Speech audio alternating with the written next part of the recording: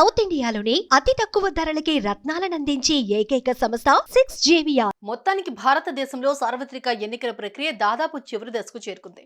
June 1వ తేదీ సాయంత్రం 6 గంటలకు దేశంలోని అన్ని రాష్ట్రాల్లో పోలింగ్ ముగుస్తుంది. ఆ తర్వాత 3 రోజులకు అంటే జూన్ 4వ తేదీ సాయంత్రానికి దేశాన్ని ఎవరు ఏలబోతున్నారో లేదంటే రాష్ట్రాల్లో విజేతలు ఎవరో తెలిసిపోతుంది.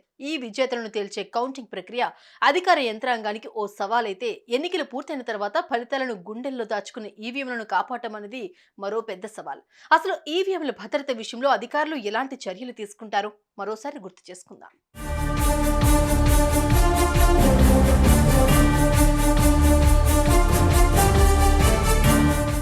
ఈవీఎంలను ఎక్కడ ఎలా భద్రపరుస్తారు? ఓట్లు పోలిన ఈవీఎంలు వీవీప్యాట్లను భద్రపరిచే గదులను స్ట్రాంగ్ రూమ్లు అంటారు.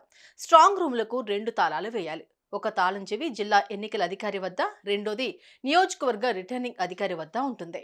స్ట్రాంగ్ రూమ్ తలుపులు, కిటికీలు పూర్తిగా మూసివేస్తారు. ఎవరూ లోపలికి వెళ్లకుండా చర్యలు తీసుకోవాలి. స్ట్రాంగ్ రూమ్ల దరిదాపులకు ఎవరూ రాకుండా 3 అంచెల భద్రత ఏర్పాటు చేస్తారు. స్ట్రాంగ్ రూమ్ బయట మొదటి అంచులో 30 మంది, 50 మంది దాకా కాపలా ఉంటారు. ఆ తర్వాత 2 అంచెల్లో రాష్ట్ర పోలీసులు పహారా కాస్తూ ఉంటారు.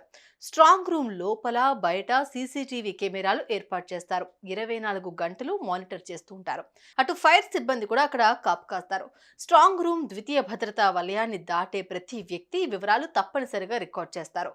జిల్లా ఎన్నికల అధికారులు, జిల్లా ఎస్పీ, అభ్యర్థులతో పాటు పోలింగ్ ఏజెంట్లందరికీ ఈ నిబంధన వర్తిస్తుంది.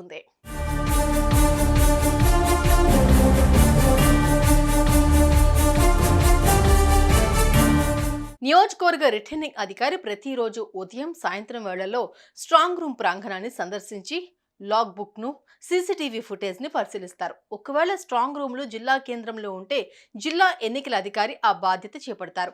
ఏ రోజు ఎవరు వచ్చి తనిఖీ చేశారన్నది లాగ్ బుక్ లో నమోదు చేస్తారు.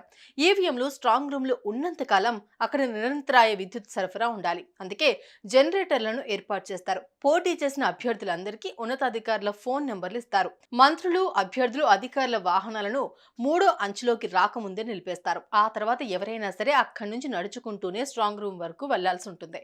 ఓట్ల లెక్కింపు రోజున స్ట్రాంగ్ రూమ్ ని అభ్యర్థులు లేదా వారి ప్రతినిధులు, రిటర్నింగ్ అధికారులు మాత్రమే పరిశీలకుడి సమక్షంలో వీడియో చిత్రీకరణ మధ్య తెరుస్తారు.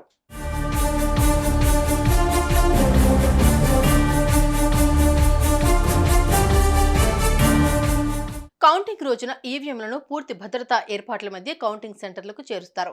ఓట్ల లెక్కింపు ప్రక్రియ అంతా రాజకీయ పార్టీలు, ఏజెంట్ల సమక్షంలో జరుగుతుంది. ప్రతి రౌండ్లోనూ వారు సంతృప్తి చెందిన తర్వాతే ఫలితాలను అధికారులు వెల్లడిస్తారు. ఓట్లను లెక్కించేందుకు ముందుగా ఈవీఎంలోని ఫలితాల విభాగానికి ఉన్న సీల్ ను తొలగిస్తారు. తర్వాత ఈవీఎం పవర్ ఆన్ చేస్తారు. అనంతరం లోపల బటన్ మాదిరిగా కనిపించే సీల్ ను తొలగిస్తే లోపల రిజల్ట్స్ మీద కనిపిస్తుంది. ఆ మీట నొక్కగానే ఏ అభ్యర్థికి ఎన్ని ఓట్లు పోలయ్యాయో తెరపై కనిపిస్తుంది.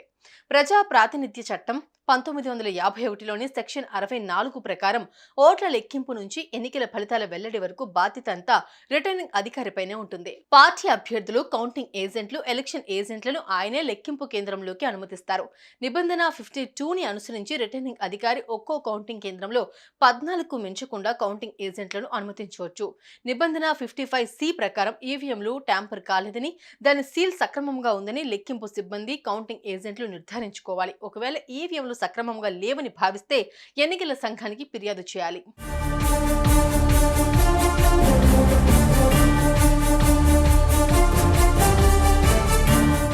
ఉదయం 8 గంటలకు ఓట్ల లెక్కింపు ప్రారంభమవుతుంది. మొదట పోస్టల్ బ్యాలెట్ ఓట్లను లెక్కిస్తారు. ఆ తర్వాతే ఈవీఎం ఓట్ల లెక్కింపు ప్రారంభమవుతుంది. కౌంటింగ్ కు ముందు ఈవీఎంలలో నిక్షిప్తమైన ఓట్లు సమానంగా ఉన్నాయో లేదో సరిచూసుకుంటారు. వాటిని నోట్ చేసుకోవడంతో పాటు వివిధ పార్టీల ఏజెంట్లకు కూడా చూపించి వారి సంతకాలు కూడా తీసుకుంటారు. తర్వాత ఈవీఎంల సీల్ ను తొలగించి రిజల్ట్ బటన్ ను నొక్కుతారు. అప్పుడు ఒక్కో అభ్యర్థికి ఆ ఈవీఎంలో ఎన్ని ఓట్లు వచ్చాయో తెలుస్తుంది. ఒక్కో రౌండ్ లో ఏ అభ్యర్థికి ఎన్ని ఓట్లు వచ్చాయో ప్రత్యేకంగా ఏర్పాటు చేసిన బోర్డుపై రాసి ప్రకటిస్తారు. ఎన్నికల సంఘం లెక్కింపు ప్రక్రియను పూర్తిగా వీడియో తీస్తుంది. దాన్ని సీడీలో భద్రపరుస్తుంది. కౌంటింగ్ ముగిశాక అభ్యర్థులు, ఏజెంట్ల సమక్షంలో ఏదైనా ఒక వీవీప్యాట్లోని ఓటర్ స్లిపులను లెక్కించి ఆ ఈవీఎంలలో పోలిన ఓట్లతో సమానంగా ఉన్నాయా లేదా అని సరిచూస్తారు. ఈ కౌంటింగ్ ప్రక్రియను ఆయా పార్టీలకు చెందిన ఏజెంట్లు అత్యంత జాగ్రత్తగా పరిశీలిస్తూ ఉంటారు. కౌంటింగ్ కు సంబంధించి ఎలాంటి చిన్న ఇబ్బంది తలెత్తుతోందని అనిపించినా వెంటనే ఆ పరిణామాన్ని పార్టీల ప్రతినిధులు అక్కడి రిటర్నింగ్ అధికారి దృష్టికి తీసుకెళ్తారు.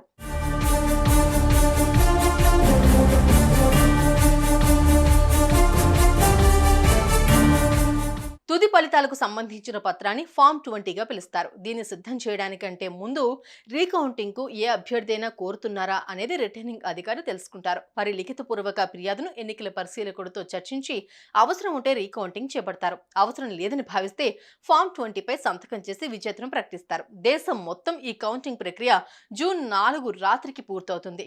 సాయంత్రానికే దేశాన్ని పాలించేదెవరు, రాష్ట్రాన్ని ఏలేదెవరు అన్నది క్లియర్ కట్ గా తేలిపోతుంది. సుమన్ టీవీలో మీ పర్సనల్ అండ్ బిజినెస్ ప్రమోషన్స్ కోసం కింది నెంబర్కి కాంటాక్ట్ చేయండి.